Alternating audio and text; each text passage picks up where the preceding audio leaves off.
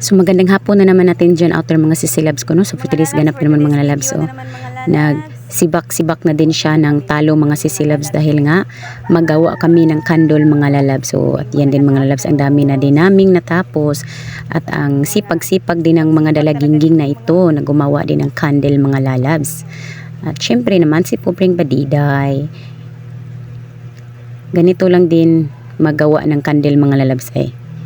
At ang unang-una ay magpaapoy ka, tapos ilunod mo dun yung lo at saka magtubig-tubig na siya ng ganyan. Tsaka mo na din yung pabilo ay bubuan para naman din magawa na siya ng candle mga lalabs at hanggang lumaki na din siya mga lalabs. At may iba't iba rin palang mga paraan ang mga candle making or maker na maggawa nito.